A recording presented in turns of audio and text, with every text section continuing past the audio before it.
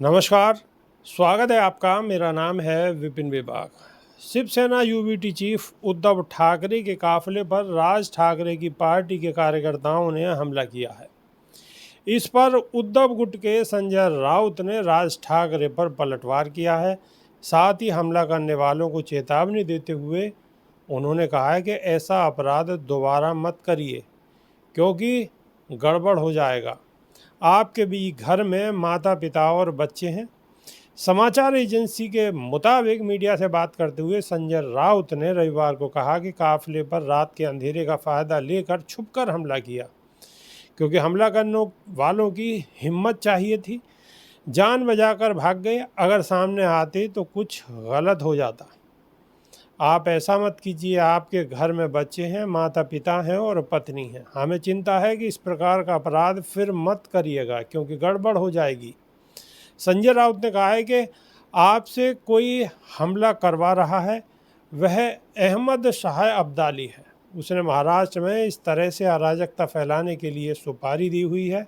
आपका इस्तेमाल हो रहा है। आपके नेता सुपारी लेते हैं और चुप बैठते हैं। आपको एक दूसरे के खिलाफ लड़ाते हैं। ये ठीक नहीं है।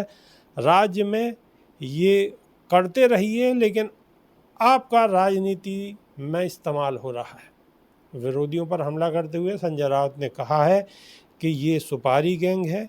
मैं किसी पार्टी का नाम नहीं ले रहा हूँ। चुनाव से पहले ध्यान हटाने के लिए महाराष्ट्र में अराजकता फैलाने का काम हो रहा है। यह ठीक नहीं है। राज ठाकरे पर तंज कसते हुए राउत ने कहा कि हमारी पार्टी की तरफ से राज ठाकरे के काफिले पर कभी हमला नहीं किया।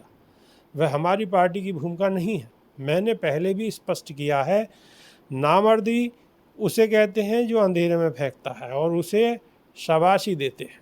सीएम शिंदे पर निशाना साधते हुए राउत ने कहा कि सामने आकर कहिए, छुपकर क्यों कहते हैं? डरते क्यों हो? इतना बड़ा काफिला होता है और 50-60 गाड़ियां होती हैं।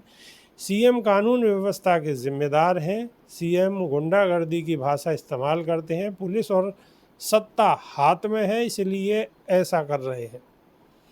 छोड़कर आइए, फिर बताते हैं। यानी कि संजय राउत ने ये बड़ी बड़ी बात लास्ट में कहते हुए ये बात उनकी वायरल हो गई कि सत्ता छोड़ कर आइए, तब बताते हैं।